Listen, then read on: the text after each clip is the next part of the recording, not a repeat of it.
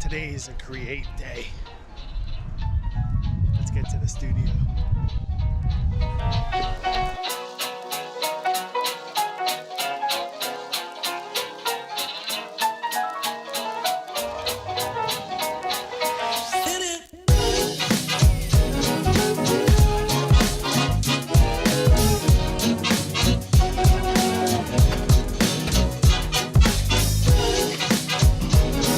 Today is a create day, so I had an idea earlier this week, and I'm really fascinated by the graffiti and the grit of the city and the bridges and the rust and just the texture of New York City.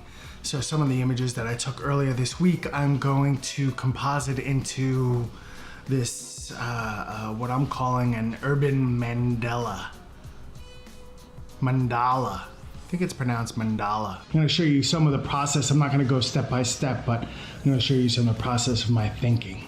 Most of the time when I use Photoshop, I use Premiere, I use After Effects. I'm learning Adobe Auditions just to refine my audio quality for these YouTube videos. But Adobe Illustrator, I mean, I understand it and I've used it in the past, but I'm not anywhere near an expert in Adobe Illustrator. But I am interested in creating this mandala, and I think the best way to go about it is to create the slices, at least the first initial slice, via Adobe Illustrator. I think it's the best thing. You see over here underneath the line segment tool, there's a thing called Polar Grid Tool, which is a very interesting tool. So you can just you click anywhere and it gives you this dialog box. Now this dialog box will give you the the height and width of your shape that you're creating, this polar grid. So I'm going to do a 5x5. The number of concentric dividers I'm going to have set to 0. The number of radial dividers I'm going to set to 12. You'll see in a second why I'm setting it to 12. I'm going to hit OK. So now I can grab this and somewhat center it. I'm also going to make it, oops. See, I'm not very good at all the shortcuts in Illustrator. Most Adobe products have the shortcuts are very similar. So the idea is that a mandala is a reflection, well, at least the one that I want to create. Each one of these panels will be a reflection of the panel next to it, which will reflect the panel next to it. So you want to have an even number going on one side. So this one will reflect this one. So it's 1, 2, 3, 4, 5, 6. So 12 in total. So now I want to just take one of these slices. Now since this is created perfect, I'm going to take one slice. If you go up here, you can do the direct select tool, and I can just highlight these ones, delete, highlight these ones, delete, highlight these center ones, and delete. And if I do this, trying to get rid of that piece, see, this piece is one continuous curve, so I can't, if I delete it, it'll just get rid of the whole thing, and I want that end. There's also a number of little points in the center that I also need to delete. So first what I'm going to do is I'm going to open up my layers palette, and I'm going to see how it creates all these tiny little pieces. So I'm going to turn these ones off, turn that one on. I'm going to turn that folder off. Okay, so this one is the top main one. I'm going to pull that up. And now I need to find the other slices. So it's not those, not up, 1 and 2. Good.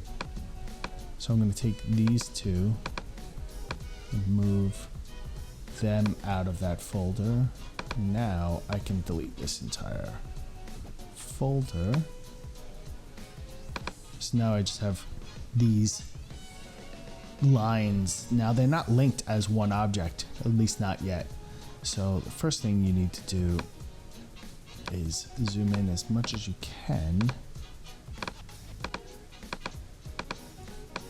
Right, and what we want to do is see how this line is right here, and this line doesn't have a dot. So we want to put a point right where they cross. I'm going to go to my Add Anchor Point tool. Going to highlight here. Let's see if I can. Right there. Cool. Now I'm going to use my direct select tool again. Now I can highlight that area and delete. Now I have a perfect pizza slice, but now we need to connect them. We need to join them. So what you do is you highlight those areas. You come up to Object, Path, Join. Boop. I'm going to show you up close how that works. So before, see how these were two separate lines, but when you select them and you go Object, Path, Join, you see how that makes it into a point. Now this is one continuous joined path. We'll do the same thing here. Object, Path, Join, boom. Now this one is a little bit different since these are both ends of the same path. The easiest way to join them would be to go into your pen tool, right? And you select this one, and you select that one, and there you go. See, I was a little bit off, so I'm going to straighten that out.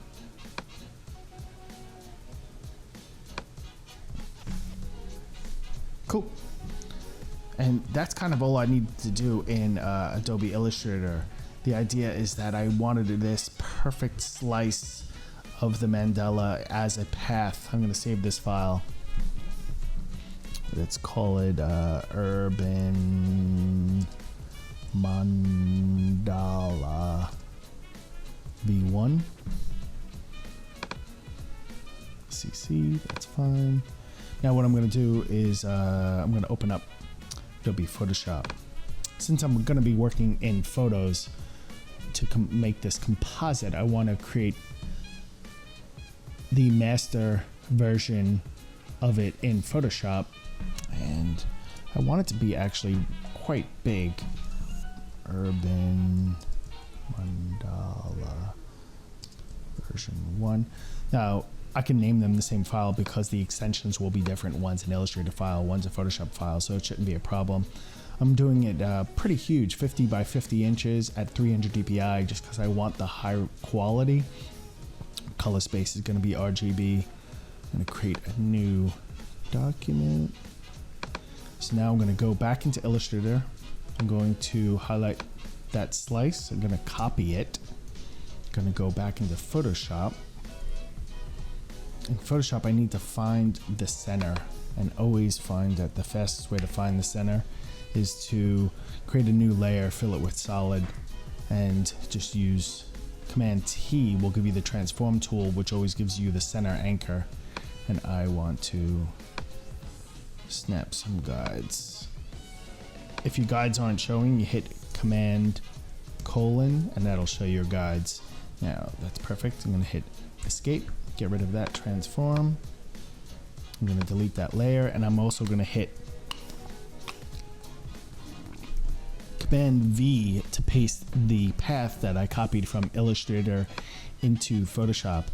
I don't want it as a smart object. I don't want it as pixels. I want it as a path, and I don't want it as a shape. I could use it as a shape, but I want it as a path. So the interesting thing about paths is that if you know anything about digital imaging and digital illustration, is that when you're working in pixels, they're raster based, which means that they have a limitation in their resolution. Whereas you're working in paths, they're vector based. That means that everything that's created as a path is mathematical. So even though we're seeing it visual, behind the scenes, it's all mathematical. So no matter what size I make this path, it will always be perfect resolution. So at this phase, I'm building the basis of the mandala. I'm going to take this path, I'm going to make it into, create a new folder. Option, if you hold down Option while creating a new folder, you can rename it. I'm going to call this left. And I'm going to apply that vector mask, this path, as a vector mask on this folder. If you hold down Command and click the mask button at the bottom of your layers palette, it will use that path as a vector mask on your folder. You'll see what I'm doing in a second. I'm gonna also then take and just throw in a solid color into that folder. Let's do full red 65 for any reason. Then I'm going to take this path and I'm going to convert into a smart object. I'm going to also then convert into linked object. Now, if you don't know what a linked object is, a smart object means that it's a layered or any type of file that is inside of Photoshop that is another file. It's like a nested file. So you can go deeper into these smart objects are complete files on their own, but they all reside inside Photoshop. Now, a linked smart object means that it resides outside of Photoshop. Well, not outside of Photoshop, outside the initial document. And which is really nice and really convenient when you want to work just on that slice, and it updates all the smart objects in that one folder. So I'm going to do this here. I'm going to create a new folder called Smart Linked and save that left PSB file. So now I have this file, and if I double click on it, it's still there as its own file, right? So I can close that. I don't need to save it. Now here is the interesting part. So I'm going to duplicate this. Just hold down Option, drag another copy, and I'm going to Command T to transform. And what I want to do is, see, since I created a square document and this is centered right on the center, I'm going to click, and then I do want to flip it horizontally. So now they're mirrored, right? I'm going to show you what I mean. So if I take this one document and I say create a new layer, and I go to a brush and I paint just this side, put a little smoothing on.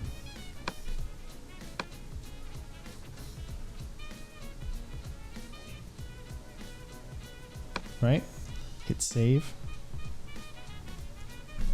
See how now it's mirrored?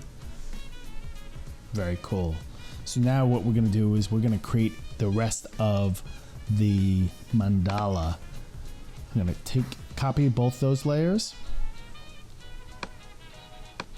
and I'm going to Command T to transform. Up here in the top left, you can determine where you're going to transform, and now I want to rotate this 90 degrees. Now I have the top and bottom. I'm going to grab all four. I'm going to duplicate it. Command T. Now it's directly in the center. I don't need to change where the center point is. And I'm going to rotate this 60 degrees.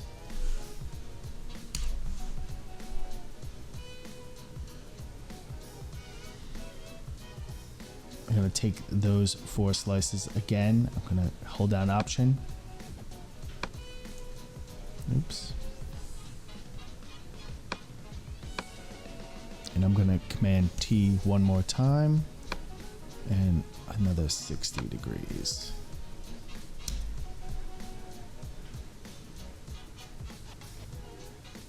So there is the basis of the mandala. I know I have these tiny little lines, but we're gonna fix that in a second.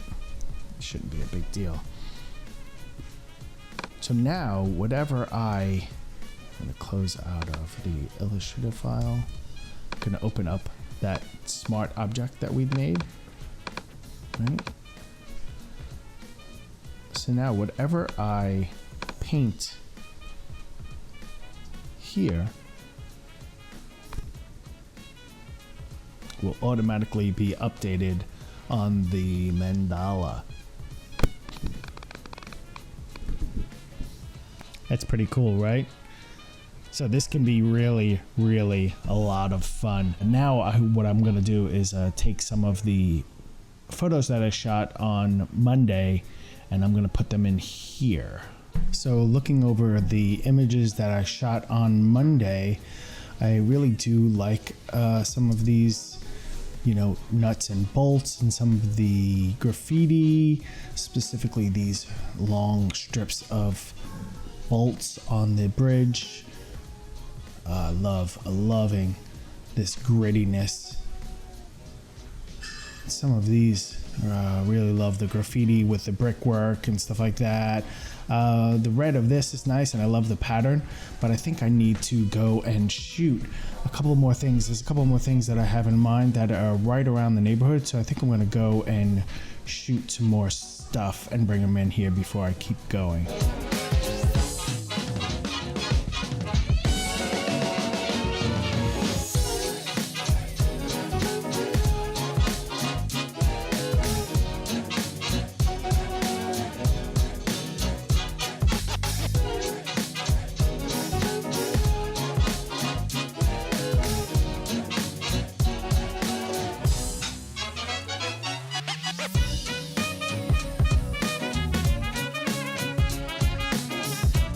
Pretty cool stuff in the alleyways, but there's a lot of trucks back here.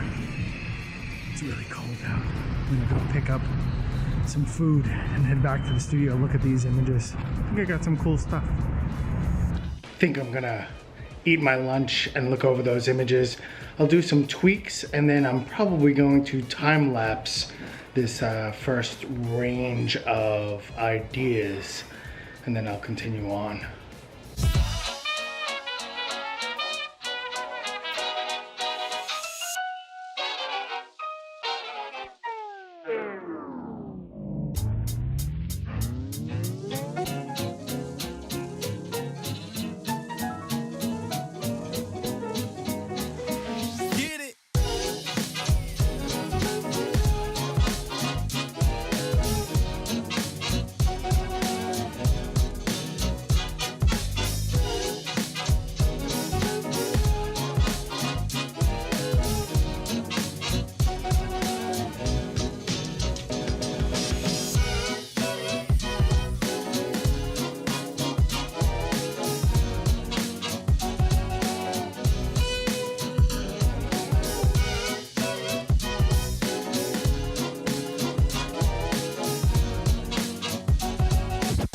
This is as far as I'm going to take it today. If you like this project, give me a thumbs up. And if you want to see the final of this project, make sure you hit the subscribe button down below. On Friday, I'm going to do an enhanced version of this project where I will time lapse all the final little tweaks that I do to really make this mandala sing.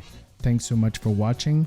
And remember, inspire, create, and enhance every day. I'll see you in the next video.